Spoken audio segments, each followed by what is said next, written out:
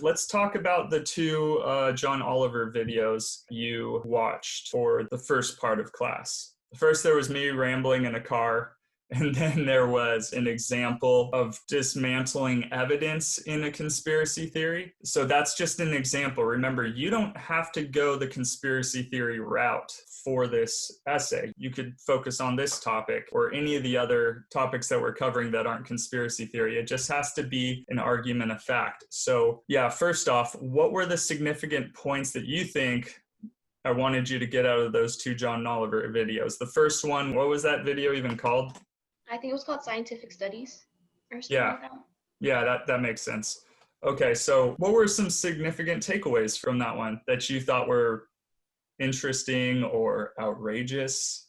That replication studies are underfunded, so usually people won't do it twice, more than once. Right. And what's so important about replication studies? It gives more of like an accurate study, maybe. Yeah, that is science. Science is, it's not just something that you find through the controlled experiment. It needs to be something that can be replicated over and over again to prove that it wasn't just a fluke, that there wasn't some other variable that got involved that they didn't really understand was there. So yeah, replication studies, that is huge, like incredibly important, and yet not happening at all because, like you said, there's no money for it. No one's going to get money for proving something is true that other people already proved is true. On top of that, what are some of the other things about studies that were problematic? How some information gets like distorted and it's kind of like a game of telephone, he mentioned. Yeah, and how did that work out? He gave a couple examples. Like one of the examples was like, I think it was like a wine a day is like an hour at the gym or something, but right. The study wasn't even like similar to that. Oh yeah, think about what the studies are for. Where is this information coming from? Is there really a study that focused exactly on that thing? Like scientists, a group of scientists were like, we're going to try and figure out if wine is better than working out. Was that a study at all? No. Where do they come up with that kind of stuff? What was a thing that they do to come out with new findings like that they can give to the media and then play telephone with? There was a term. Anyone remember?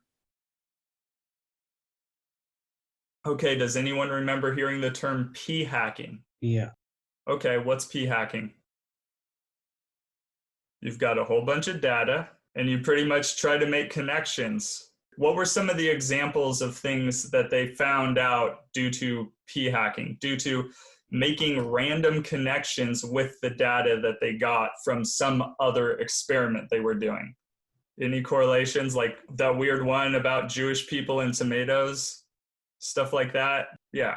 So you saw that there were these weird correlations that they were able to make that are technically findings from the study, but they weren't actually a direct experiment trying to solve something with that. And on top of it, like I said before multiple times, you can make numbers bend to fit something. And so long as, like Sam, you were talking about, like something that the media would actually be interested in reporting on, it has to be something that is like chocolate and preeclampsia.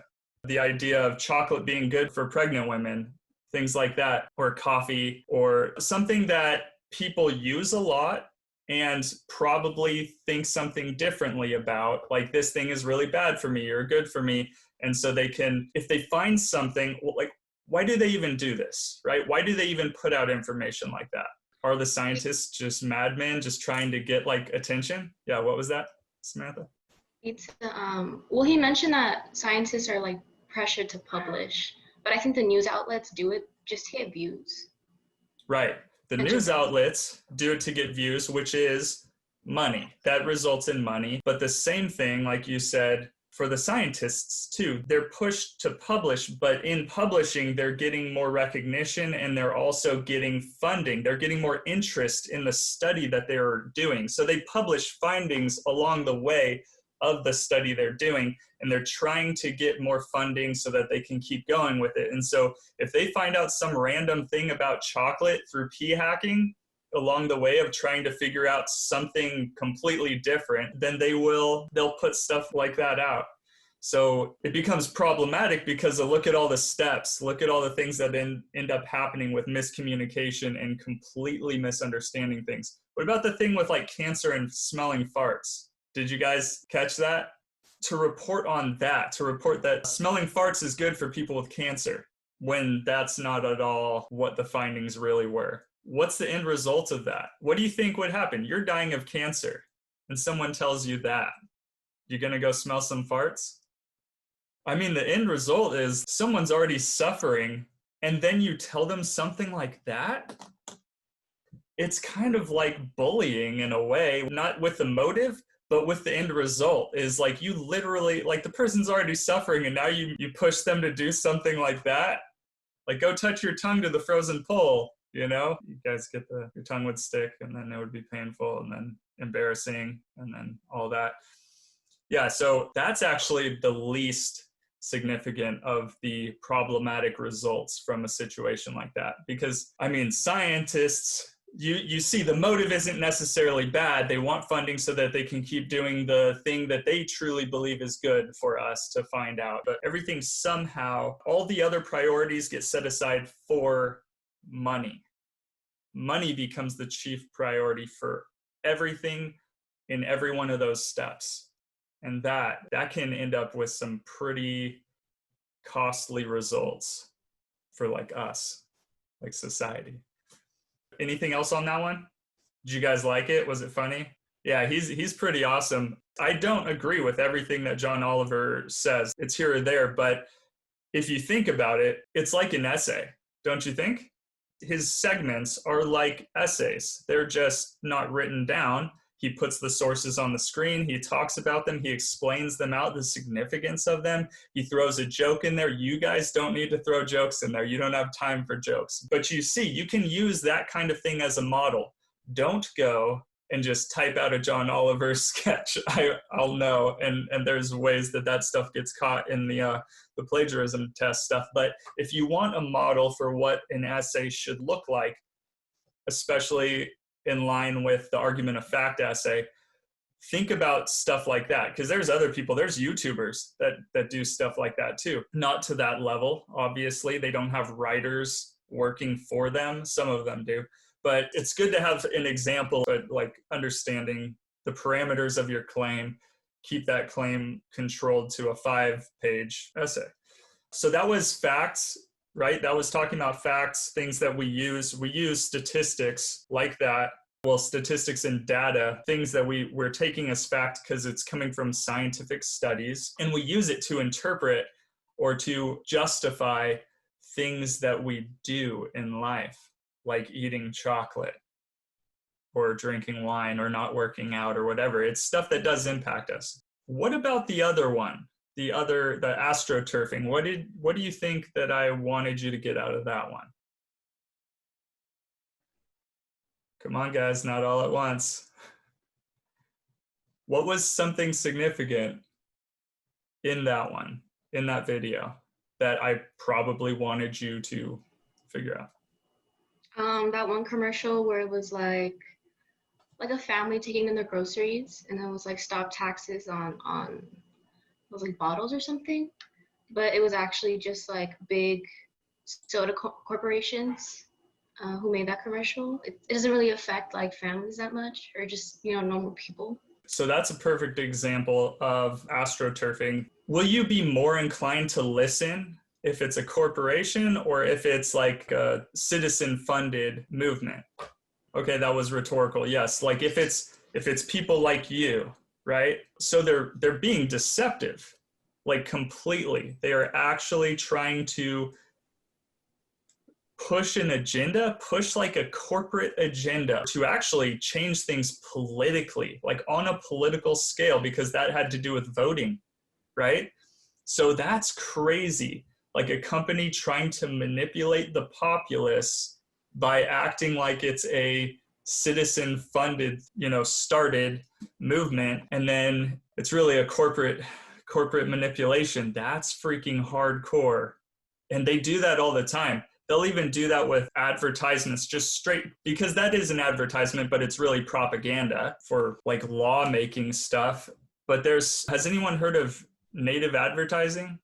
So I didn't give you guys any native advertising ads, but what that is the ad looks like a news report. Like you can't really differentiate who the ad is from. So it would look like, let's say, a news report on some environmental issues of global warming or something, but it's funded by BP or by Chevron or one of the oil companies, and they are literally just spewing propaganda to try and make them look good or to change what you believe about what would be going on with that, like so that it can benefit them in the way that you look at the oil industry or something like that. It used to be something that journalism wasn't supposed to do. There was supposed to be this clear line stopping journalism from that. There's actually a John Oliver video, imagine that, on native advertising. So you can always go and look that up, but it's crazy to see the extents that companies will go to and that they are able to go to legally in order to straight up spew propaganda at us, to brainwash us or manipulate us like puppets into doing their bidding. That is frightening that that's actually legal. How did that even happen? Right? We can talk about court cases and Citizens United, and that's a court case from 2010. But it's crazy to see just how much they can do that's deliberate, like way further than just the ads that we were talking about and pushing on, trying to convince you of things that way. It's deliberate false information that they're feeding you, or false, like a full-on narrative as if it were supposed to be giving you objective news. So completely misleading about the source and the information involved. What else did we find in that video? Anything about expert testimony, expert opinion, anything? Was there not a doctor on the stand talking about babies and fires? Where the mom put the candle in the crib. Right. What happened with that story? The first time that he kind of like mentioned it and how he read it sounded like a joke, because the person who was it a doctor, I guess, who was like, when they were interviewing him, he said that the mom put a candle inside the baby's crib, and he started saying that, like, a baby, a small human or something, like a person the size of a dog, I guess. So like his comparison to things kind of like took the seriousness off of it. And I guess the second time that they mentioned the incident, they started adding more things, taking out things that were kind of not serious to it. So it was on the stand. This is a doctor. He's sworn an oath to tell the truth, and he's doing this in front of Congress or something like that, and he's supposed to be serious, like a big deal about it. Right. He's giving what everyone in the audience assumes is a straight testimony, and then later on he tries to play it off kind of like a joke, but more along the lines of an allegory or an analogy. He says that it's not true, but later on, many times after he's already given this testimony, he tries to say, because they realized, they found out, they looked into it, and all the differences in the story weren't matching up. They're like, wait a second, he said this so many times, and he's giving this information differently, so the story's not matching up anymore. And they figure out that, wait, is this story actually true? And it wasn't. It ended up not being a real story, and he's lying on the stand, but he plays it off as if, oh, I wasn't lying, it was just an analogy. But that's not the way that he delivered it. And because he delivered that story, he was swaying actual like law and lawmakers' opinions about things, and it was just straight up lying on the stand by an expert. This is a problem, yes? Yes. And if you guys are supposed to use expert testimony as a possible form of evidence, you guys get how sometimes we don't have the data on something. We don't have the hard facts because maybe no one has done that study, or that study is really kind of impossible to do with where we are at with technology, like the way that we're able to gather information.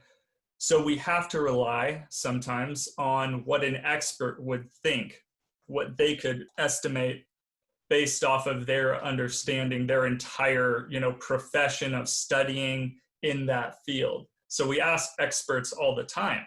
This guy, he just straight lied to us. So if you want to use an expert, this can be a problem.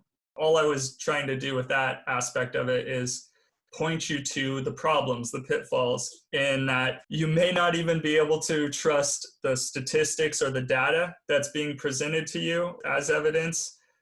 And you may not be able to trust expert testimony or expert opinion on things. So that goes two ways. That means if you want to use it as support, you need to really try to make sure that it's true. But also, if someone else, something that you're disagreeing with, something where you're like, this is fishy, this isn't working, just because it has those two things, it doesn't mean that it's true. It could mean that the same thing is happening here, and your whole essay could focus on dismantling those things and showing, see, that actually wasn't true, because maybe someone was getting away with that expert testimony for a while, but now new findings have come out which, beyond a shadow of a doubt, disprove what that guy was saying. So it can go both ways for you guys. It'll make it more difficult to trust something, but it also gives you more ammunition and more leeway in, but is that really true? Just because this person said it. And the overall point is, don't just trust what everyone else says. You have to look for yourself, which is, yes, I understand. It's a pain in the ass. So, what? I can't just trust them, but they're an authority on the matter. And all we keep finding out is authorities lie to us. So they could be telling us the truth, and it could even just be a half truth, right? It could be almost true, but there could be a slight twist to it for someone's agenda, either for their agenda or for the person who's paying them, which we saw that doctor was getting paid by the carpet industry or something weird like that. I think it might have been chemicals that are used for the carpet.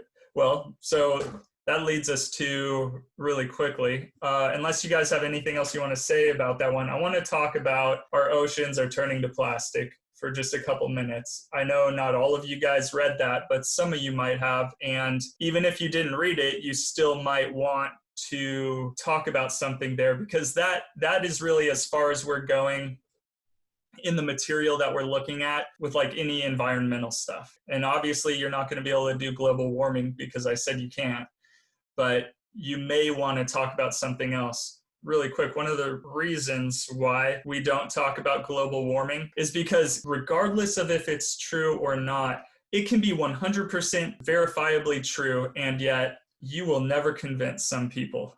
The people that really need to be convinced of it, they're never going to believe it. Like, there's nothing you can tell them. There's no fact, there's no expert testimony that you can put in front of their face that's going to prove that to them.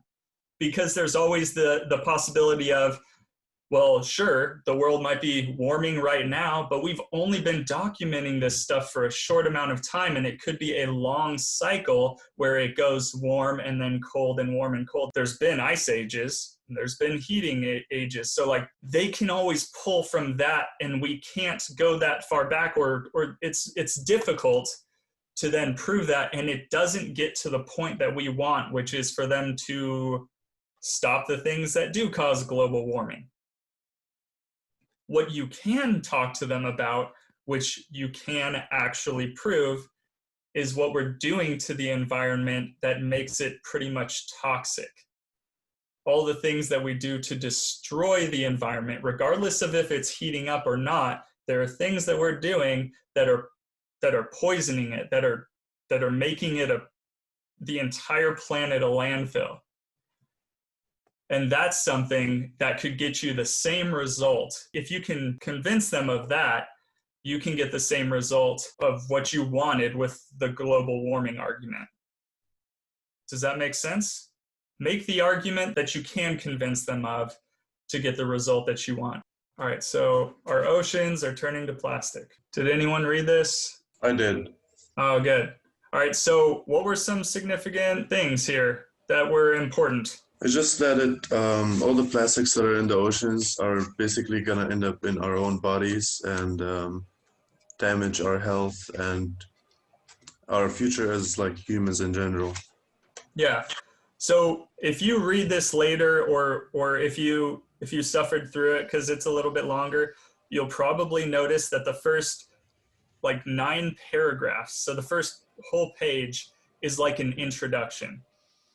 Now, you're never going to write that long of an introduction, no matter how much you want to, but because you don't have enough time to do that. So because this was like an editorial piece, they were able to do that, and it gives context to what's going on, so that she follows this one dude, that's Charles Moore, and he finds, what do we call these? The Great Pacific Garbage Patch. Yes, there we go. Great Pacific Garbage Patch. Well, that's the problem. How many of these do we have? 3. Are you sure? I'm pretty sure. How many do we have? You guys probably learned this in high school. Come on. Oh, someone's just trying to type it up to figure it out. I am. We have 2. Come on, guys. Well, in the Pacific, we have 2. We have 5 altogether, but because the Pacific Ocean is so big, we have an extra 2 in there, and they form because of the currents of water. You guys get how that works, right? Yeah. Anyone watch Finding Nemo, and there's, the currents in the ocean. This is called the thermohaline system. And so it, depending on temperature and salinity of the water, we get this really cool current that actually circulates our oceans, and it takes maybe about like 100 years or so, depending on whatever scientists have figured out about it now. But roughly around 100 years for all the water in the ocean to circulate. And that's cool, right? Because you want circulation, but it also does this thing. So we have doldrums, which are parts where there's not so much wind, and you kind of see it swirl into areas that then congregate whatever we've been putting into the ocean, which is a bunch of plastic. And so we've got 5 of these things. And the one that he stumbles upon, Charles Moore, was, how big was this one? It went on for like hundreds of miles. Yeah, they gave an image for you. It's twice the size of Texas. Is that big? Our oceans are huge, right? They are the largest portion of the earth, the surface of the earth. So yeah, twice the size of Texas. That's easy, but it's huge and frightening. So that's just one of them. So he finds that one, and so, like you were saying, was that Amir or Ali who was talking about that? Yeah, I did. So you got to the point of it. Good job. That's where we're going. So some people would not care. They don't give a crap. They don't see what's in the oceans. They never even go to the beach. The beach sucks. I'm all about hiking in the mountains. Think about the people that you're talking to. Think about who needs to be convinced of this stuff. How does it affect them? So they lead you to it, right? That it gets into the fish and gets into the food chain, and then somehow it ends up in your body. So they showed, now if you care about animals, well, that hits you there, right? Because you can go online and you can see images of it, right? There's like a dead seagull, and then it's opened up, and they counted 1,603 pieces of plastic in that animal. The animal just kept eating it, right? Maybe it misunderstood it for food. Maybe while it was going for a source of food, it got a bunch of that in its mouth. How did that animal die? Its internal organs failed because of the plastic inside of it. So maybe. Maybe. What's the most obvious way that they could have died? Maybe like intoxication. Really? This Suffocation. could. Now you're getting there. If the animal is filled with that much plastic, how can it even digest food? Right? Think about it to that extent. So we're not just eating plastic. Those other arguments or those other possibilities that you were talking about, we can talk about that for ourselves. But first off, like if the animal fills its stomach with plastic and it can't digest the plastic, then it's destroying all that space that it would normally use to digest real food. It can't actually eat food anymore, so the animal's starved, probably. You're not going to eat, or you're not going to get plastic in your body and then die. Like within a year, within 10 years. You guys have plastics in your body right now? Yes. Like the chemical compounds? Yeah, you do. How long have you had those in your body? Since birth. Yeah. Actually, since before birth, though, right? Yeah. That's right. They tested the umbilical cords of mothers. So it gets in our system somehow, maybe from eating fish. I don't think anyone's eating seagulls, but it gets in our bodies many other ways, and to the point where it's already in your body when you're in the womb, because it goes in through your mom's bloodstream, which is crazy. Well, through whatever they're taking in, because you guys know that a baby has a different blood type than the mother. They're actually like separated. So the only thing that where they're taking stuff in is through the umbilical cord. So they're getting it some way that way. It's leaching into their system through whatever ways it's leaching into the mother's system. And how is that? I was reading like an outside source, and it said that we like the polymers and stuff, the properties of microplastics, like they exist in the air too, so they can be inhaled and right. And, so let's talk about that really quick. So you've got breathing it in. What else? eating it. Consuming, but eating is pretty much the same thing. Sure. Well, but you could say consuming, and that would cover eating and drinking, right? Which is the other one of the other aspects. Anyone leave a water bottle in the car on a hot day, Yes. and then you drink it later because you didn't. You have to. You're thirsty. What did it taste like? Plastic. I do that all the time. Right? And you hate it. You're pissed off that you did it, right? You're like, damn it. I wish I would have taken it with me. So we end up drinking it, and it tastes like plastic. Why does it taste like plastic? Because it is plastic. You can taste what has been leached into it, right? So there's a reason why they've made it illegal, or at least looked down on, to put BPA into water bottles. First, everything has a purpose. So different phthalates, that's what they call them. Has everyone figured out how to say that word? Try it with me. Phthalates. Can you do it? Phthalates. Yeah, if you say it fast, you don't have to sound weird, but those are chemicals that we use to either harden plastics, soften plastics, make them more pliable, stronger against heat or cold, cracking, durability, like all those different possibilities. We put them in carpet, we put them in everything that is plastic, but for purposes that plastic needs to be used for, yeah? And in so doing that, well, breathing it. So when I first read this essay, I had just got a new car, and it was summertime. And I think I wasn't even teaching at the time. I was helping teach. And we went over this, and then I went to my car after 3 hours of sitting in the sun at Fullerton College. And then I went and I opened the door, and there was just this huge heat wave that came out of my car, but the smell of it. You know that smell, right? The new car smell. You guys like that smell? Mm-hmm. So like that chemical plastic smell that's outgassing. So smells, they aren't magic, right? When you smell something, that's particulate. Like when you smell someone's fart, what do you think that is? That's poop particles. Do you understand? Do you understand what's going in your nose? Do you understand what's on your pillow and your toothbrush? Don't look into that. Don't look into it. Even if you keep your toothbrush like in a little case, in the drawer, shut away, It's on there. Wait, but how do the poop particles go from your butt to your past all that stuff? There's no way, right?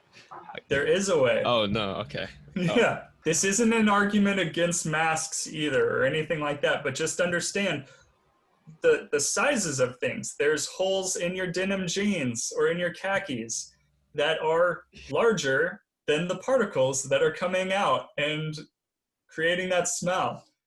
There's on a molecular level, right? Do you guys get this? So that will float around even if you keep your door shut in your room because you don't want your little brother going in there and snooping through your stuff.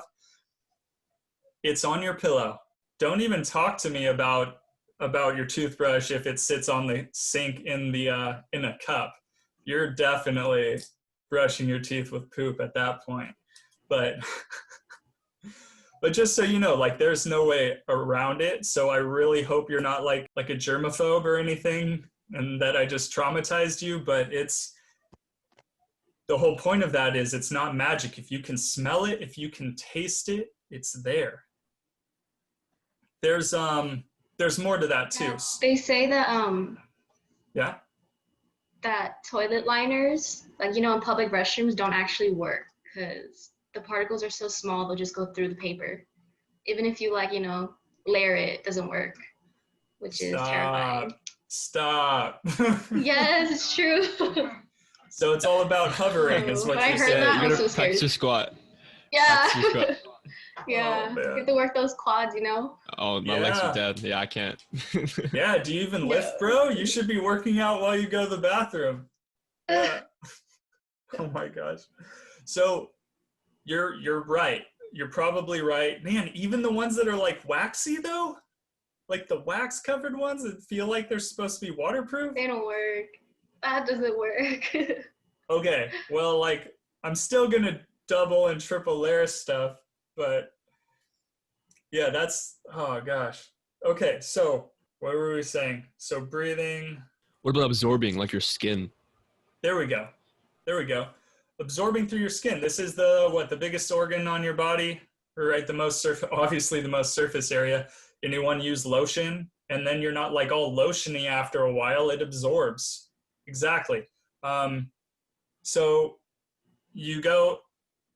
if I go to the gym and I come out, okay, not anymore because gyms aren't open, but when I did used to go to the gym, I would come out, I would take off my shirt because it's hot and everything like that. And then what are my seats made out of? What is everything in your car made out of? There's leather if it's a nicer car, but mine, it was called leatherette, which just means plastic. It means like fake leather that's made out of plastic to look and feel like leather, but it is just plastic. If I touch my body to that, then obviously, so what? Just don't touch plastic, yeah? What's your phone made out of? I mean, there's glass. Do you ever put this to your face? Okay, what about this? What is your shirt made out of? Have you checked? What about the good shirt, like for working out even, like the moisture wicking ones? What are those made out of? Those are the worst. Those are the worst. Plastic, yeah. Those are the ones that actually have plastics. And then if it's cotton, well, that's still GMO cotton, which maybe there's no pesticides in that, but yeah, you could take in pesticides through your skin also. Like, honestly, you don't want to live in an agricultural area because it's all in the air there. So like anytime I go on Zillow and fantasize about like where I want to live and the house that I want to buy or something like that, I'm always like, oh, nice house. Oh wait, it's near an agricultural area? Crap. Because like, even if it's like a really fancy area where they like all organic or something, there's no way it's all organic or anything like that. Maybe I think the only way around it is if your shirt is like cotton, but then also organic cotton, which is ridiculous. And there's no way all your clothes are like that, right? My hat is definitely not like that. So you're absorbing it through your skin, you're consuming it, you're breathing it. It's in you, no matter what. Fun stuff though, yeah? And you can taste it and smell it. You know it's there. So what are the kinds of things that these do to you? Are they going to give you superpowers? Going to get some Wolverine claws out of this? You're gonna be a real life Barbie doll. Yeah. Oh, yeah, maybe that's it. What does it do to your body? Like, what could these things do to you? Like long exposure. Let's say you work in a popcorn manufacturing plant where there was a lawsuit about this too. The popcorn isn't necessarily bad, but think about the bags that they're putting it in. What's on the liner of those bags? What do they use to make it so that, I mean, because it's popcorn and oil and salt or sugar or whatever type of popcorn it is. That stuff is like napalm. How does that not melt through the bag in the microwave? What do they use? Plastic. Yeah, but what chemical? What chemical compound? BPA. You guys. So BPA is for hardening plastics. Right. This one is for heat. It's PFOA. Yep. PFOAs. And that's in a lot of stuff. That's in, that goes in the bag liner that is on your carpet, right? Because you need the carpet. You don't want to have carpet in your house that's just going to catch on fire or be more likely to catch on fire. What if you got like candles out and stuff and you're trying to like make a mood for your girl or guy, and then like you knock that candle down and you're going to have a mood for sure, right? It's going to be such a mood when you guys burn alive in your house or apartment or whatever. So they make it so that carpets nowadays, like all carpets, you're not going to be able to find carpet that doesn't have that kind of chemical in it, because that's just, it's pretty much in like law, in like standards of like how things need to be made now. That stuff's in there. Okay, well, what's it going to do to you? What is the PFOA or any of those things? Do they actually do anything? And doesn't BPA cause like reproductive issues, and also prostate cancer? Infertility or reproductive issues. So cancer. Yeah, cancer's fun. Yeah. Prostate cancer. Ooh, yeah. By the way, is that rare? Does any guys here, do any of you guys know if prostate cancer is a rare thing? What are the statistics on prostate cancer is what I'm asking you. What are the chances that you are going to get prostate cancer? No one? 40%. You are 40% likely to get prostate cancer in your life. That's why when you get to like your mid 40s, doctors are like, I'm going to stick fingers up your butt and check your prostate. No homo. So, yeah. What about women with breast cancer? Is that a big deal? Is there a chance that you're going to get breast cancer? What are your chances? Does anyone know? You women out there? 1 in 3. Now, do you think, it's hard to tell. So just estimating right now, even, do you think that was what 40% of men were dying from, or 1/3 of women were dying from before? Like, let's say 100, 200, 300 years ago? I don't think so. No, I mean, cancer did exist for sure. We didn't necessarily know what it was, and maybe someone would have died of cancer before they died of childbirth or something like that. That's fair. But there's no way that we were having so many problems like this back then.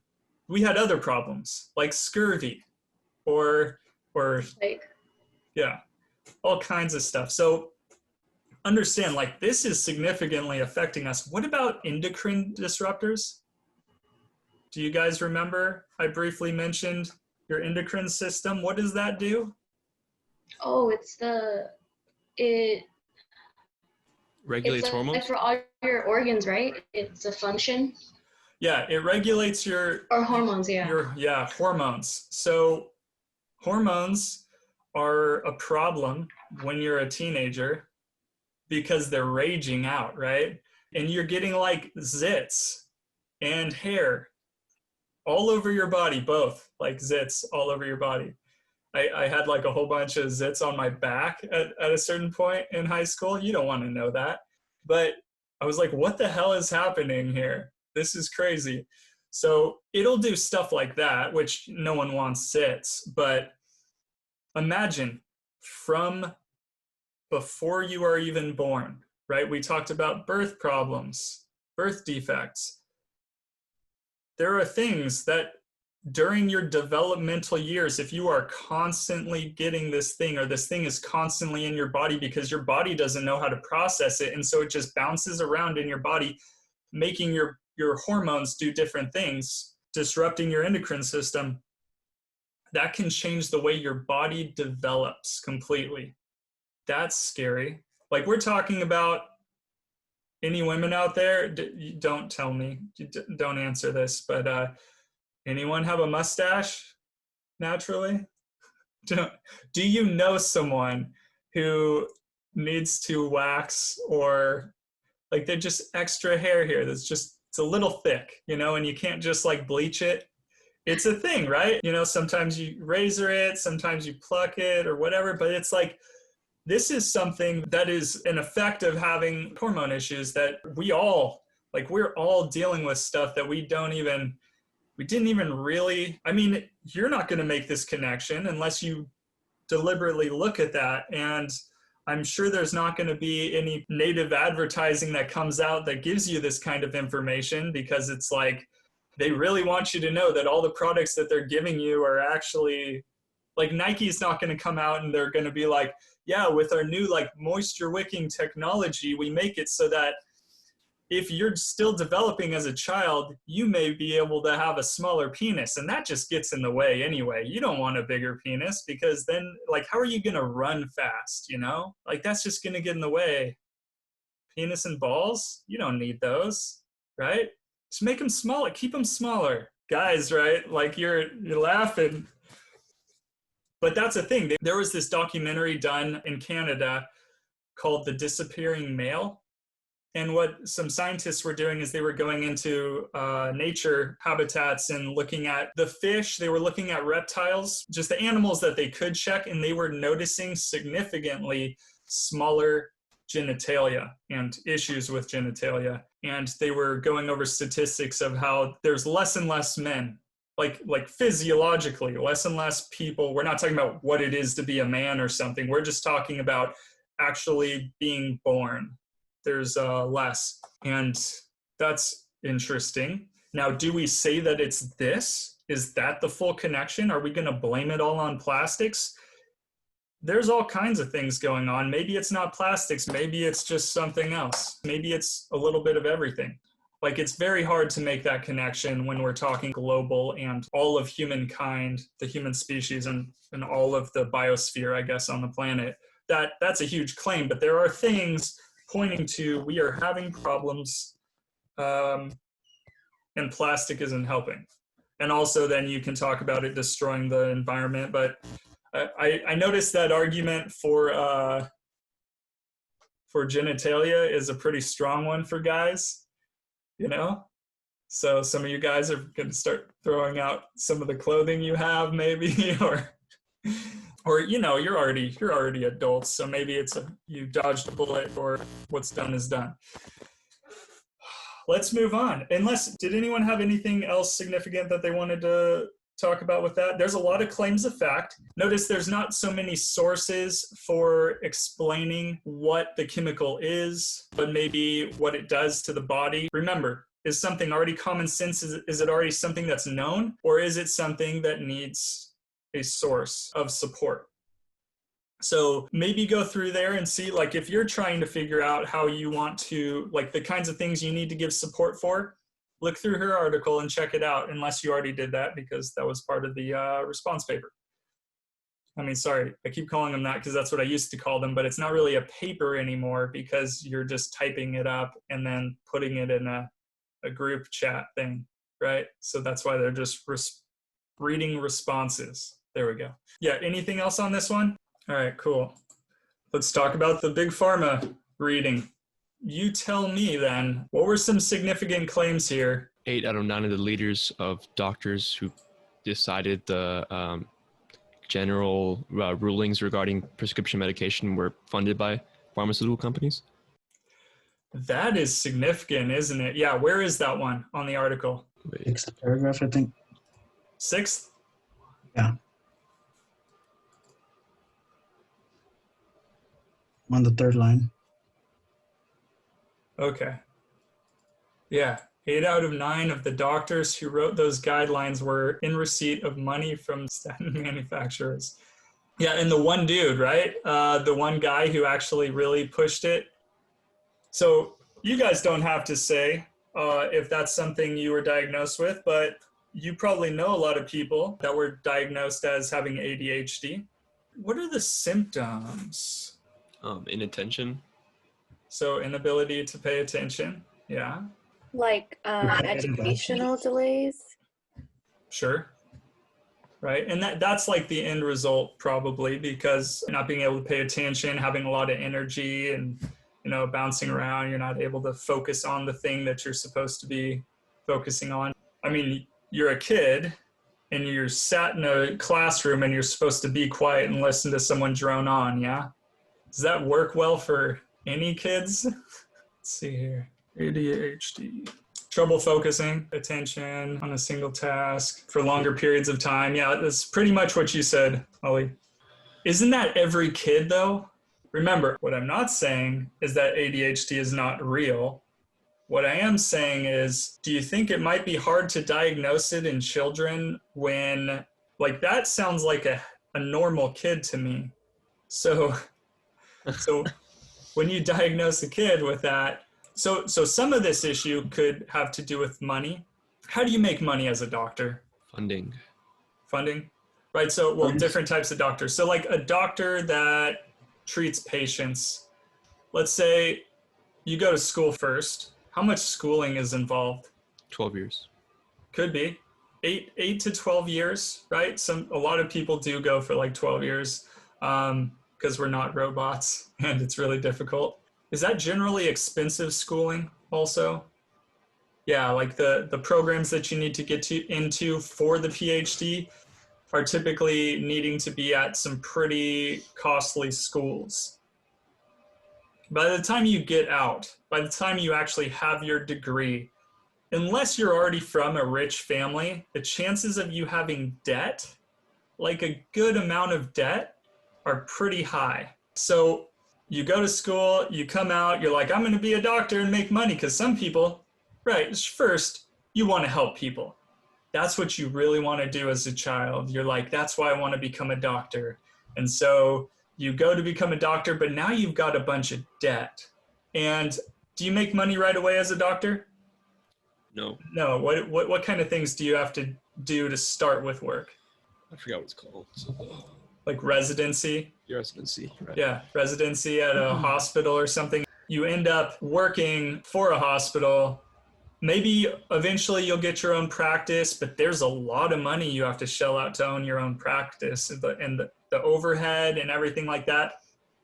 Most people who become doctors end up not paying off their student debts until they're in their like 50s at least. So think about that. You think doctors make a lot of money, but unless they take pharmaceutical money. I have a question. I mean, I was under the impression that it's like not worth paying off that debt because it accrues at such a low interest rate for doctors compared to what they are paying off. Oh, yeah, well, that's what I've seen. Well, hey, that does change things a little bit though, doesn't it? Right. So maybe they're not paying it off because of that. Mm-hmm. You're saying that it's just better to buy a house and keep that debt? Like, yeah, they pay off like higher value debts. Like they when they purchase a car or like purchase a house, right, they'll pay off the house faster than, because it accrues a larger rate, right, than like the 5% or whatever. Okay. Yeah. So depending on the circumstances, I can totally see that. That makes sense. That's just a practical, rational way of going about dealing with debts, is you are paying the debts that have the higher interest rates. Sure. So if you can do that, then go for it. But school debts are monstrous And then it also shows that you still have debt, right? As a doctor, you would think that you have a surplus of money, at least. So it is interesting. There's still something there.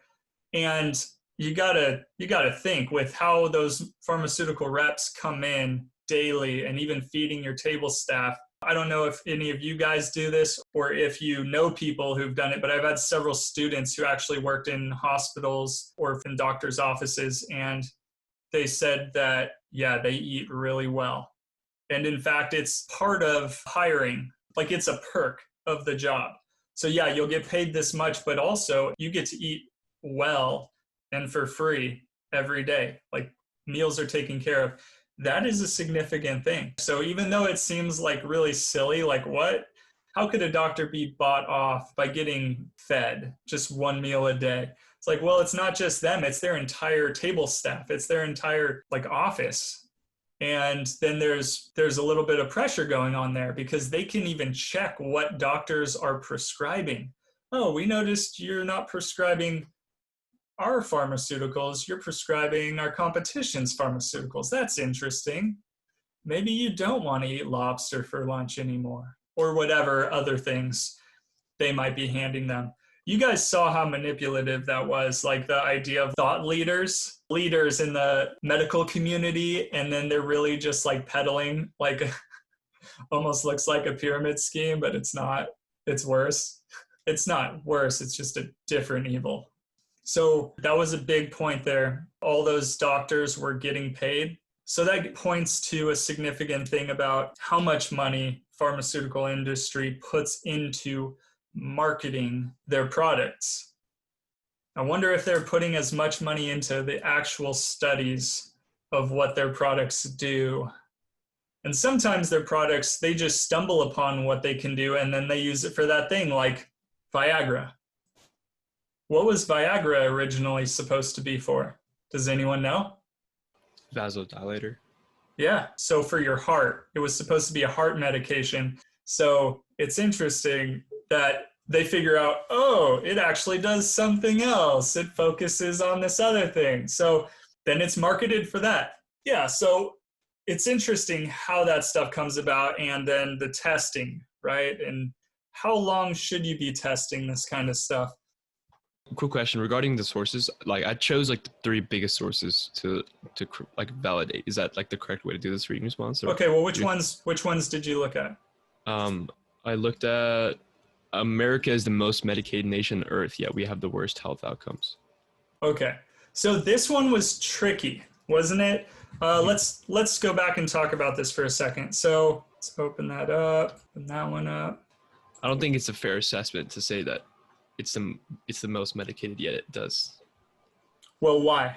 Why would you say that? Because if you look at it, the most prescribed drug is for like chronic conditions like heart disease and diabetes, which are already pre-existing, right? How did you get that information? Oh, it's right in this article right here. I was validating this article, and it says often when people right there talk about health conditions, talk about chronic illness. So the second most is for antidepressants. There we go. Which is what you were really thinking about. What I was thinking about is like everyone, like a lot of people have diabetes. Like a lot of people are taking diabetes medication. A lot of people have heart disease, and they're also taking the heart medication. So that's what I was thinking first. I would see. I would see how like you could say that you would look at opioids because they're so common and it's such a problem. Right. So when you read 70% Right. of Americans, you actually were thinking about heart disease and stuff like that. Well, no, she wanted me to think that like about, we're medicated, so we're high. But Right. After looking at it, it's obviously. Yeah, that's what I meant. I thought that too. I was like, oh, wow, 70%? That's a crazy number. And then you look at it, you're like, wait, hold on, let me look at this. And so in that case, yeah, that's significant. Antibiotics are also in there, aren't they? Right. Also, what I would have done with this too, I would have gone further. Look, they hyperlinked researchers from Mayo Clinic. If you do this properly, like in the future, like you guys really want to, well, come on, CBS News, they're also journalists too. So you want to go and find the other source, and then you start seeing, oh, wait a second. And this is a little bit older. So you'd also maybe want to see what newer research, because 7 years old, that's if you want to carry that out a little bit further. But Mayo Clinic, which is a good source, So over here, comparison. Now, then we really have to go back and look at her claim itself. And so this is actually what a lot of students get hung up on. They looked at that number and they kind of got confused about what she's actually claiming. That's what I did. The first time I read this, I was like, wait, what? Where's she going with this? This is all still just setup, though. Think about it. She's just talking about how is it that America takes the most medications in general, and yet we have the worst health outcomes. And so in light of that claim, I can agree with you that it sounds a little bit misleading, but you're supposed to take those two sources hand in hand in the respect that she's claiming, look at how many drugs we take just in general, and yet somehow we're so unhealthy. We're like the most unhealthy developed country there is, and yet somehow we take all these drugs for our stuff. What is going on with us? And so she's not quite getting to the point of what we really care about with the pharmaceutical argument. But you're right, it does sound like she's already going there up front with that 70%, but it's her claim is still not as extensive as it sounded like it was if we really look at it again. So that's really important to notice. So fair use, but a little harder to figure out what she was doing with it. But that all makes sense now, right? We do take a lot of drugs. Right. Like the point was that we take a lot of drugs, so it's significant because there's drugs in every household. So yeah. Now, did anyone check out the next article? Fraud in clinical drug trials. There's another one by this guy too. Falsified studies. Isn't it where they find like loopholes to get FDA accepted? Yeah, exactly. So check this guy out. Now, who is this guy? Who is Charles Seafy? Did anyone look to try and figure out who he is? This gives you a little indication. The FDA buries evidence of fraud in medical trials. My students and I dug it up. That person is a professor. He is. He's a professor at which school? So I think it's NYU, and he's a journalism professor. So he's teaching kids how to do journalism. So he's literally like enlisting all of his students into actually examining this FDA evidence, and he's able to dig up all this stuff. Some people might say that's unfair because they're not getting paid, but they are getting paid.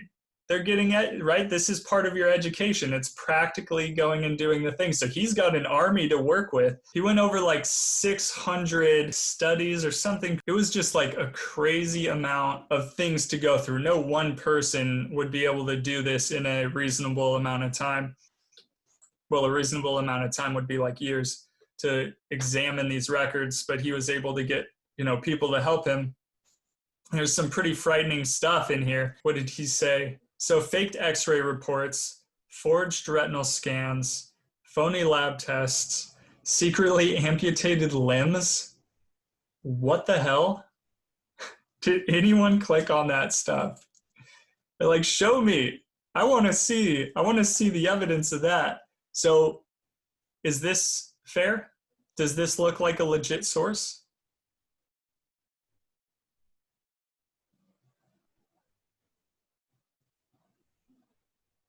This is a legit source, just so you know. Okay. So US Food and Drug, remember, it's a FDA.gov. I know professors have told you .gov means that it's trustworthy, but you also need to remember that the FDA has also lied. You have to read in between the lines for everything you're looking at, right? And think about, well, what's the motivation of admitting to something, or the motivation for, so this organization, the FDA or the USDA or all the different government organizations that are supposed to be responsible for certain things, they also don't want to look bad and they don't want to get in trouble themselves. And so you're still having to take things as there's always going to be bias, even with the government stuff. At this point, you really shouldn't trust any of them further than like just no one blindly. I think I made that point. I apologize there wasn't enough examples of what I was talking about, a lot of abstract ideas in that first video today. I apologize for that, but it's just a lot to think about, or a lot to really express. And it would have probably ended up being like a 2-hour video if I would have walked you through examples of everything I was saying. But I think we kind of already cover examples of that stuff as we go through even things like this. So yeah, what else was significant? Think about not just the significant claims, but then what about the consequences of those if they're true? Which most of the things she says here, they're true things, right? There's something else that I find significant. If you guys go to the second page, so did you guys notice what's the significant thing going on here? Every year, 800,000, I guess, scientific articles are written, like peer-reviewed ones. How do doctors stay up to date, like current with stuff? Like let's say someone got their MD 40 years ago. Have there been a lot of advancements in medicine? Oh yes, so many. How do they stay up to date? Reading? Yeah, they have to read medical journals like all the time, or they're supposed to. How do you keep up? How do you keep up with that? So we talked about them trying to run a practice or anything like that. Have you guys even been to a doctor's appointment like in the past year or so? You know what they're like now? They're like budgeted 15-minute things. It's crazy. Can you get enough done in 15 minutes? Like doctors are spread so thin now. They are being like, if they are working for a hospital at the very least, they're being like pushed to do every possible thing they can. They're worked for the whatever money they get. So it's a pretty demanding job, and on top of that, for them to have to stay up to date with medical journals and things that are happening there, with how much is coming out, it kind of seems impossible, doesn't it? Well, so let me ask you a question. What we really are talking about most of the time when we think about big pharma is the kind of like either opioids or mental illness, just medications for the mind. That's what we're pretty much thinking about, at least for the most part there. Who is prescribing those? Do you guys know? So there's different kinds of doctors, right? I don't wear a wedding ring because I got this thing. There was like a cyst on my hand right there. Do you see that scar? So I got it from wearing my wedding ring while working out and doing maintenance. I used to do a maintenance job at all kinds of stuff. And my wedding ring was tungsten carbide, so it never got scratched. So I could just wear it while I did anything. But then it actually made it so like I got this weird thing under here, and then I couldn't wear it at all. And then finally I got surgery on it. Now I went to my normal doctor and he says, oh yeah, I've done surgery on that kind of thing before. No, I can't do that for you. You need a hand specialist. Is anyone aware? How many types of doctors can you think of off the top of your head? There are specialists for like everything, even the hand, right? My doctor has actually done surgeries to remove that stuff, and yet he wouldn't do it because it was on my hand. So there's a hand doctor, there's a foot doctor, there's a cardiologist. Do you guys see where I'm going here? Any other ones that you can think of? A spinal surgeon. A urologist. Urologist, since we were talking about. Nephrologist. Yes, exactly. Podiatrist, any of those, right? So you've got different doctors who do different things, yes? To the point where you need to go to that specialist for them to perform that procedure because your doctor isn't qualified for it. Okay. Is your general practitioner qualified specifically in the mind? What's that kind of doctor called? Psychologist. Psychologists focus on the mind, but they're not allowed to prescribe medications. Who's allowed to prescribe medications for that? Psychiatrist? Psychiatrist, right? That's the only difference between the two. One's allowed to prescribe medications and one's not. So that's the thing though. Your normal doctor can also prescribe medications for that too. Yes or no? Yes. If you ask your doctor about one of those things, they can prescribe it for you. You don't have to go to a psychiatrist for that. But that's not their specialty. How do they know about that stuff? Is it because they read a brochure? And because the pharmaceutical rep told them about it? Remember about those pharmaceutical reps? Do they have degrees or experience in the medical field where they should be authorities on the matter? Was anyone frightened by that? If they're just listening to them and they're taking the pharmaceutical company's word for it on what that thing is supposed to do, that's a problem. But maybe doctors understand that, like my doctor who's like, hey, I'm not even going to touch your hand because that's not my field. Maybe they are sending their patients to the psychiatrist who is trained in that. That is their field. Do we have numbers on that? Do you guys know what percentage of mental illness medications or medications for the mind, antidepressants, any of that stuff, what percentage of those are prescribed by psychiatrists as opposed to just your general practitioner, your general doctor? Let's So I pulled up this study. I just screenshotted it, but that's the website right there. And then this is the medical journal that it's in. So here's the quote, just in the abstract. So they're working with numbers. 80% of these prescriptions are being prescribed by general practitioners. 80%, not psychiatrists, general practitioners who don't have their degree in it, who didn't study for this. Here, this is a different one that you could look up if you're interested. So between 1996 and 2007, the proportion of visits at which antidepressants were prescribed by no psychiatric diagnoses were noted increased from 59, so roughly 60%, to 72.7% by general practitioners, like without a psychiatrist interviewing them and talking to them. Is that crazy? Look at who's prescribing these. So is there a problem with that? What I want to ask you guys, because this is a frightening thing. We're going to do a free write really quick. And so I want you guys to, like, in 5 minutes, just write down your ideas on these things, and then we will talk about what you have to say about them.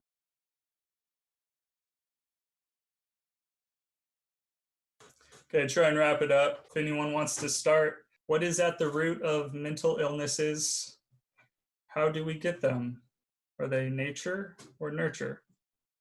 Like, is it something we're born with that we're going to get anyway, or is it something that develops over time because of our environment? I think it's a little bit of both. Okay. So nature, it could be due to genetics. One of your parents has some type of mental illness, you're probably bound to have something like that later on, or like a What are you thinking about in that case? Either like schizophrenia, I was thinking, or something like that. And then so that's for nature. For nurture, it could be kind of like your environment. If you're more in the environment of like maybe like abusive environment or like stressful, a lot of mental illnesses can come out of that due to the environment not being too positive or something that's good for the individual. Right. Look what you're doing. That was good. Remember the ways to respond? Agree, disagree, or both? Okay. Right? You did both, which tends to be better. If you're fully in agreement or disagreement with whatever someone is saying, chances are you are misunderstanding them. You're doing this right. Yeah, there's a lot going on there. But let's flesh that out a little bit more too. What does anyone else have anything to add to that? Or any disagreement or agreement or whatever? Yeah, so I agree with Stephanie that it's both of them. However, I think that it's more something for nurture than nature. Like, for example, person has depression, but that person doesn't like pay attention to it or keep in mind it, take care of depression, and it gets worse, or even anxiety, or like Stephanie said, schizophrenia. In that case, I believe it's more of a matter of nurture. So that's the thing, right? It depends on the mental illness that we're talking about. Now, when we talk about, let's say, I wasn't even going to go into this, but it is important to talk about. So you bring up a perfect example, Stephanie, of an illness that can be hereditary. If a mother or someone in the past has schizophrenia, there is a higher chance that you will have it. Now, we don't know why necessarily yet, because there's so many variables to work with there, but we do know that there is a correlation. That does not mean causation, right? That would be a fallacy if we just jump to that conclusion, but there's something going on. And there's also something unique with schizophrenia that does address the second question I asked about diagnosing things too young, because when does schizophrenia normally show up? Does anyone know? 20s. In your mid to late 20s. So that's interesting. So obviously no one's going to be diagnosing that earlier. I mean, there's some extreme cases where it just shows up really early, but that is interesting. The other thing that is interesting is, have any of you guys heard of synaptic pruning? Do you know what that is? Here's some images, but what happens when you are roughly around the ages of like 2 to 4? So let's say in a 1-year-old's brain, they have more connections than adults have. So imagine you have come into this world and your brain, you are trying to grasp and figure out what is going on. Your brain is trying to do so much when you first start in life. So it's making all these connections to operate. But what it starts doing is it starts finding connections like you see in this picture, right? That these connections are, there's too many. Like maybe you have a straighter shot to get there. And so it starts pruning and cutting away connections between the ages of 2 to 4 of things that you don't necessarily, you can get there faster, or you don't really make that connection anymore because it didn't profit in some way. So it's removing unnecessary connections. Does that make sense? And everyone's brain goes through it during that very important time period of life. So it makes it more streamlined and more useful. Now, this is a thing. There is a direct relationship between synaptic pruning and schizophrenia and autism. So this is really interesting. Autism. You guys know what it looks like. Generally, there's a spectrum of it, but a lot of what's going on is it's too difficult for, like, there's a sensory overload. There's an overload of things going on. There's too much going on. So the brain is having a difficult time of being able to interpret and then relay and be able to operate in the situation, right? So the thing is with autism, they're finding that there's not enough synaptic pruning that happened. So they have too many connections in their brain as opposed to people who have less. They're able to figure something out without all this stuff bombarding, and they're able to come to those conclusions and to be able to operate in the situation and shut things out or whatever much more easily. That's interesting, right? Okay. Schizophrenia is actually connected to having too much synaptic pruning. And that's really interesting. I think you could go and you can look further into that. I think that's what scientists are doing right now. But it is interesting to see that that is actually a factor involved in the physiology of the person who is dealing with those issues. So that's obviously a nature thing, though, right? You can't do anything about that once it's done.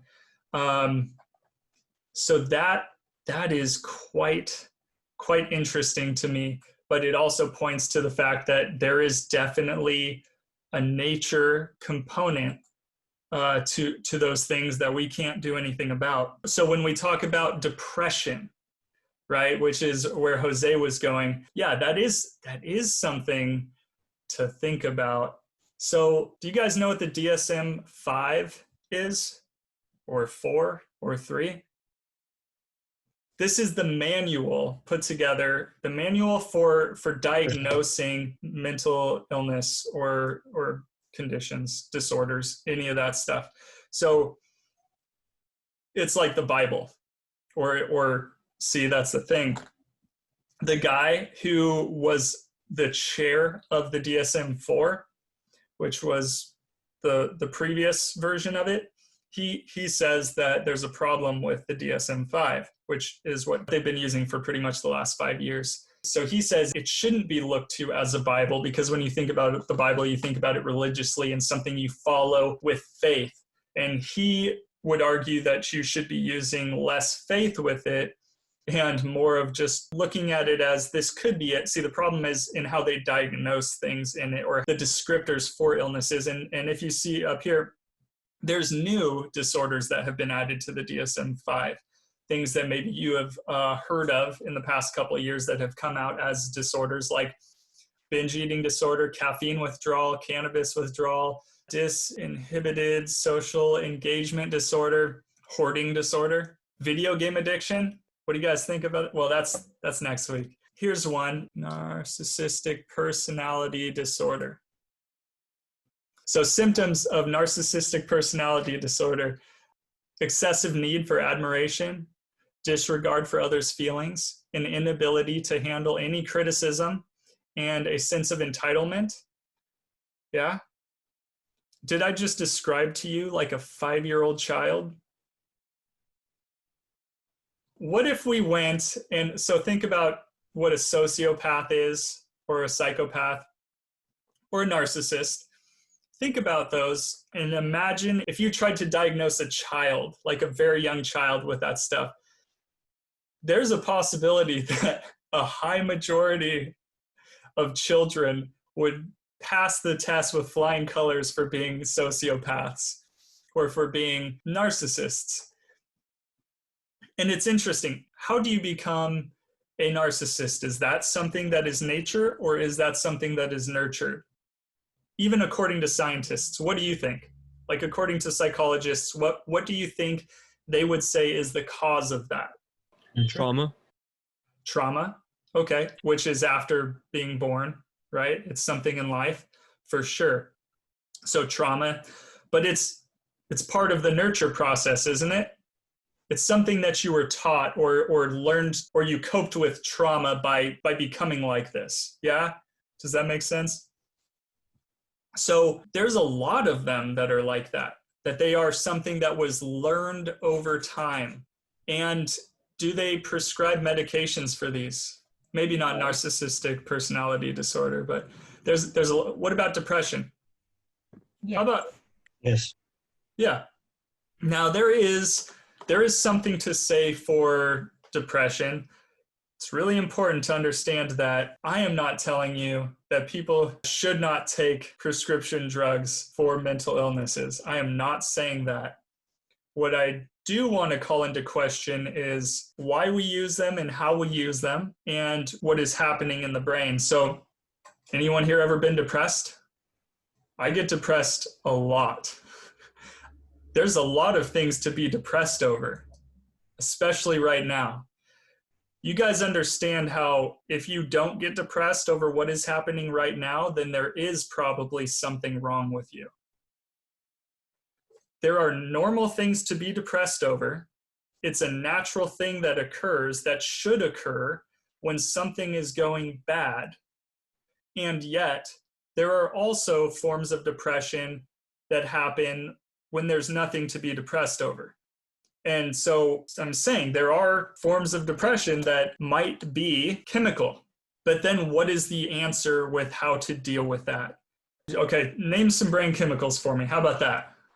Can anyone think of some that you learned? Dopamine.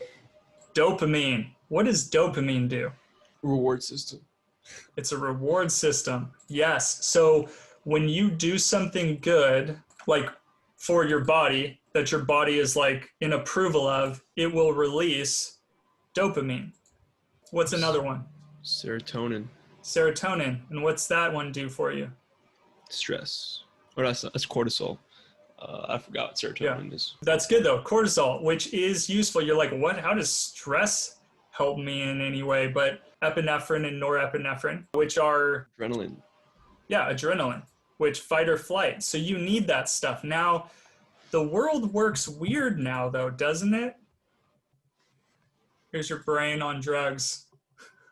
Here's your brain on natural brain drugs. Or maybe that was LSD. I don't know.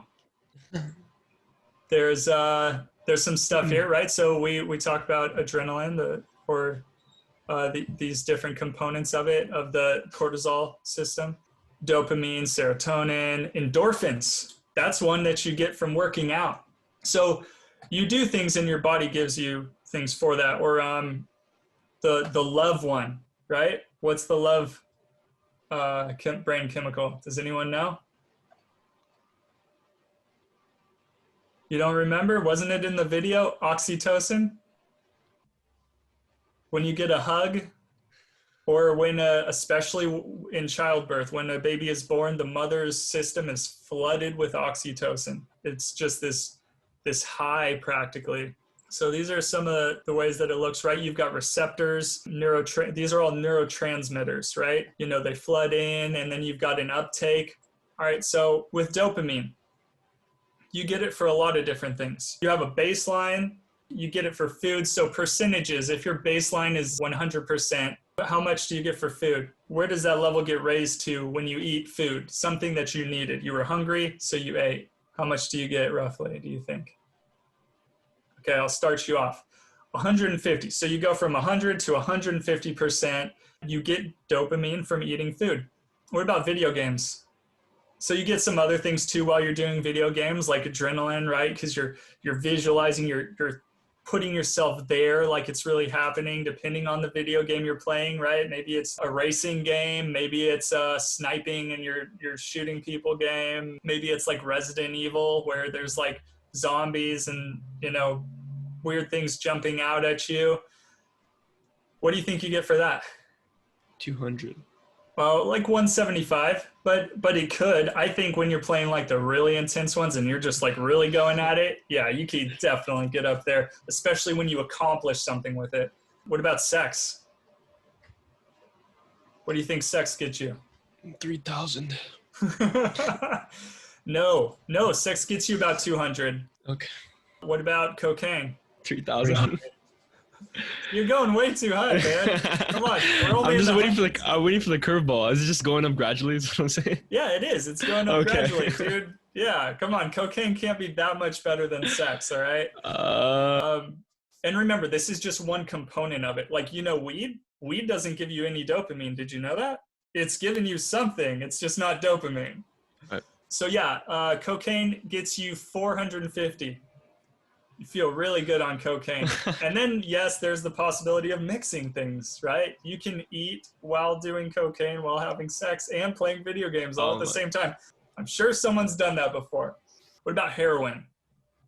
That actually gives you dopamine? Yeah, you get dopamine from heroin for sure. What do you think? 1,000. Actually, it's roughly around the same amount as cocaine, but it's also doing some other stuff too. The one that I was shocked by was meth. Because heroin, you look at heroin as being like this really intense drug, feel-good thing. I think that's a little high for cocaine, actually. I don't know about this chart, but like for meth, yeah. Meth, it gets you, like you jump from like heroin and cocaine being at like 400, 450 to like 1,300.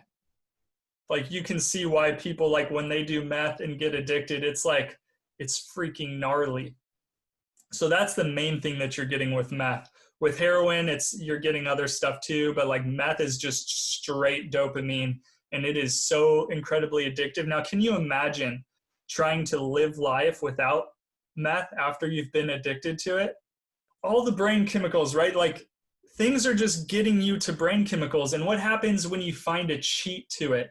Because you get dopamine from likes. You get dopamine from watching videos, from getting attention from people. All that stuff, it gives you that reward and it's a cheap way to it too. So instead of doing something for yourself that you need, like getting sleep, working out, have you noticed there's like a much higher problem with like adrenal fatigue now, where people have extremely high cortisol levels and they end up having issues that come out from it. Someone who's close to me, they get benign tumors in their abdomen that get to the size of softballs because of their cortisol levels.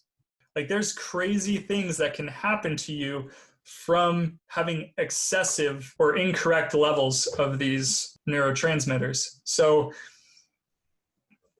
they're powerful, right? And then our cravings for them make us do things that end up giving us this and something else. Like meth also deteriorates your bone and flesh, right? So you've seen tweakers, right? You've seen people who are like super skinny from meth, but it also makes their bones brittle. Like your teeth fall out of your head. That's fun. You get a whole bunch of zits and then you pick at them because you can't not.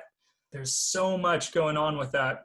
All that to say, there are ways that you can change your life to change your levels of these, right? These things do good things for you in the right balances. So I guess what I'm getting to with that is think about it. Is the answer to give pharmaceutical drugs? Because you could have a magnesium deficiency, which causes you to be depressed and to have issues. So why not take magnesium? Why take something that a company owns, a copyright on this drug? Like you have to get it from them. Have you known people who have gone to psychiatrists and they prescribed for them to start taking something that was natural over the pharmaceutical drug, or does the pharmaceutical drug get pushed above everything else? It's interesting. It doesn't mean that those are bad, but there's something going on. What does an antidepressant do for you? Do you know anyone who takes them and how it makes them feel? What do some of those things do? We're not even talking about side effects here. Like some antidepressant side effects are severe depression with thoughts of suicide. Like sometimes that happens. Like you take something to be an antidepressant and it goes even more extreme. We're not talking about that. For what it's supposed to do, what is it doing? Is it typically more of a numbing thing? There's definitely a problem. Maybe the way that we diagnose them. If something is a disease, like alcoholism, if that's a disease, does that take away your responsibility for handling it a bit? Kind of makes it so you're not obligated. Hey, it's a disease. I can't control it. That's the connotation. That's at least the argument that I've heard from a lot of people. So that doesn't mean that it's not a real thing, but it's depending on how we look at it and depending on how we try to take care of it. The things that we do to change our behaviors or to operate around the issue that we're dealing with can make a huge difference. And if we go so far as just saying it's a straight up disease or a straight up like this is an illness that I have no power over, when in fact that illness happened because you were nurtured that way, depending on the illness, right? If it's something like narcissism that was built into you through mimicking and through reacting to the ways that you were brought up and how you've fed off of the dopamine that you got from attention, is the answer to take drugs or to change your behavior, to understand what you're doing and to change it and to make new pathways in your brain so that you don't stay that way? That's just something to think about. If you look at these questions here, so some of these you could actually turn into a claim. Like you could make it into a claim of fact. Remember how with a thesis, it could be answering a question. So take the question and turn it into an answer that you're making a claim about, an argument of fact that could be so simple as we are diagnosing mental illness too young. Boom, that could be a thesis statement. I'm not saying that that's the one that you should pick. You probably don't want to do that. It might be too difficult for you to do, or maybe you don't agree with that. We aren't diagnosing mental illness young enough. We should be going younger. And depending, you could qualify it. Well, we're talking about these types of mental illness and not these other ones. And then that means you've got a good, solid, specific argument that you can really develop within 5 pages. So yeah, there's a lot of other stuff, right? Like if someone has a true chemical imbalance in their brain, this is a TED Talk where this guy, he's a psychiatrist and he He went over 83,000 brain scans. So you can actually tell if someone has a chemical imbalance by doing brain scans. You can see it in the brain scans. Do psychiatrists take brain scans for everyone that they diagnose and then treat? You're giving someone antipsychotics, but you haven't even given them brain scans? See, that's a problem. When you can actually tell, it's not just like a guessing game where you're like, I'm just going to prescribe this and we'll just see what happens. We'll just see what happens, even though this stuff is freaking hardcore. Like you're giving someone hardcore drugs. So think about that. So there's these questions, right? If something isn't a chemical imbalance, then why are you prescribing a drug? Shouldn't there be more of like a working through issues with you? Some of the stuff, a lot of things with addiction, which then we diagnose as a disease, the issues have to do with human relationships that we're not getting. We're not getting something out of the human relationships that we have. And so we go to drugs instead because it's an easy way to the chemicals that we wanted out of those, that we end up lacking from those relationships. That's interesting. I'll put up a couple more videos that go over that stuff from people that are much more credible than me. But I wanted to point out, so this is your homework. The readings are up on here. As you can see, this was week 6. Week 7 is already up, and you will notice the directions for the response papers are slightly different than what's on the course outline. I've changed them to be a little bit clearer. So go in here and pay attention to the ones on here. So once again, this is your chance, right? The next essay isn't due until the end of this month. So don't slack off now. This is when you actually make sure you get the reading responses done.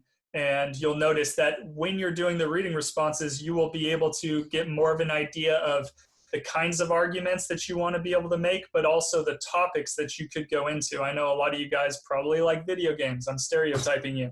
That's fine, whatever. You could say you don't, but maybe you want to go that avenue. And so this could give you something to think about in where you want to go with it.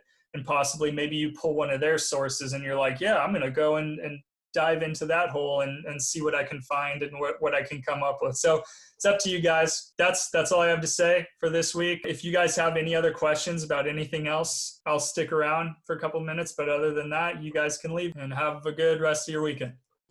Thank you, Professor. Thank you. You too.